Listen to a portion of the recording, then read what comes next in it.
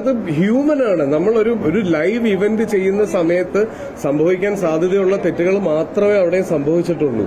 അത് അത്രയും 9 സിനിമകളോളം അവിടെയുണ്ട്. ആ 9 സിനിമകളിലെ ആളുകളെ വിളിക്കുന്നതിന്റെ ഇടയിൽ എവിടെയോ ഒരു പിഴവ് പറ്റുന്നതാണ്. നമ്മളെല്ലാവരും ലൈവ് ഇവന്റ്സ് ചെയ്യുന്നതും പാർട്ടിസിപ്പേറ്റ് ചെയ്യുന്ന ആൾക്കാരുമാണ്. നമുക്കറിയാം ഇത് സ്വാഭാവികമായിട്ട് സംഭവിക്കാറുള്ളതാണ്. ചിലതിന് ശ്രദ്ധ കിട്ടാറുണ്ട്, ചില കാര്യങ്ങൾക്ക് ശ്രദ്ധ കിട്ടാറില്ല. അപ്പൊ ഇന്നലെ അതിനൊരു കൂടുതൽ ശ്രദ്ധ കിട്ടിയെന്ന് മാത്രമാണ് എനിക്ക് തോന്നുന്നത്. അതാണ് ഞാൻ നേരത്തെ പറഞ്ഞത്. ആ ഒരു ഹെയ്റ്റ് ക്യാമ്പയിൻ ഇതോടുകൂടി അവസാനിക്കണം. അത് ഒരിക്കലും അദ്ദേഹത്തിനെ പോലെ ഒരാൾ മനഃപൂർവ്വം അങ്ങനെ ചെയ്യുമെന്ന് ഞാൻ വിശ്വസിക്കുന്നില്ല. സത്യമായിട്ടും എനിക്ക് അങ്ങനെ ഒരു പ്രവർത്തനം എനിക്ക് അവിടെ ഒരു പ്രവൃത്തി അങ്ങനെ ഫീൽ ചെയ്യുകയോ അതിൽ നിന്നൊരു വിഷമം ഉണ്ടാവുകയോ ചെയ്തിട്ടില്ല. അങ്ങനെ അദ്ദേഹം എന്നെ ഇന്നലെ, കാര്യം ഞാൻ ഇതിനൊരു മറുപടി പറയാൻ ഒരുപാട് ഇപ്പം ഓൾമോസ്റ്റ് എല്ലാ ന്യൂസ് ചാനൽസും എന്നെ വിളിക്കുന്നുണ്ടായിരുന്നു. അപ്പൊ എനിക്ക് എങ്ങനെ റിയാക്ട് ചെയ്യണം എന്ന കാര്യം എനിക്കിത് ഫീൽ ചെയ്തത് എനിക്ക് റിയാക്ട് ചെയ്യാൻ പറ്റുള്ളൂ. കാര്യം ഇതെനിക്ക് മനസ്സിലാവാൻ ഒരു ദിവസം എടുത്തു.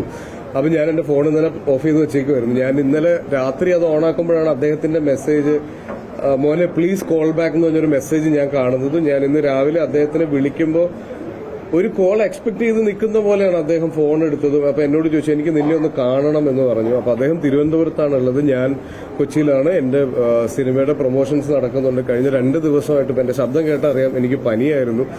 അപ്പോൾ ഞാൻ സാറോട് സാർ എനിക്ക് ട്രിവാൻഡ്രം വരാനുള്ള ഒരു അവസരം ഇപ്പൊ ഇല്ല. അപ്പൊ അദ്ദേഹവും കൊച്ചിയിലേക്ക് എത്താൻ പറ്റില്ല. പക്ഷെ ആ ഫോണിൽ കൂടെ അദ്ദേഹം സംസാരിച്ചതിൽ നിന്ന് എനിക്ക് മനസ്സിലായി അദ്ദേഹം ഒരുപാട് വിഷമത്തിലാണുള്ളത്. പല സമയത്തും സംസാരിക്കുമ്പോൾ അദ്ദേഹത്തിന്റെ ശബ്ദം ഇടറുന്നുണ്ടായിരുന്നു. അത്രയും സീനിയറായിട്ടുള്ള അത്രയും പ്രായമുള്ള ഒരാൾ ഞാൻ കാരണം വിഷമിക്കാൻ പാടില്ല. എന്നെ ഒരു രീതിയിൽ അദ്ദേഹം അപമാനിച്ചതായിട്ട് എനിക്ക് ഫീൽ ചെയ്തിട്ടില്ല. പക്ഷെ ഞാൻ അതിൽ കൂടുതൽ ഡിസർവ് ചെയ്യുന്നുണ്ടെന്ന് തോന്നിയ ആളുകൾക്കായിരിക്കാം അതെനിക്കൊരു അപമാനമായിട്ട് ഫീൽ ചെയ്തത്.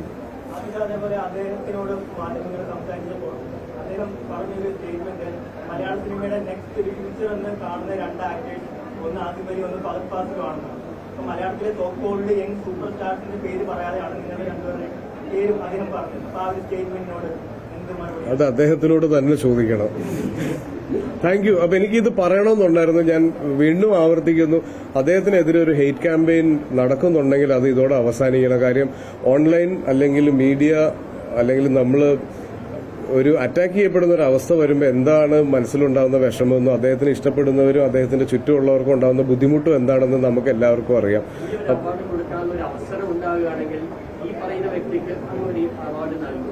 അത് വലിയൊരു അർഹത, അഭിമാനമായിട്ട് തന്നെ ഞാൻ കാണും.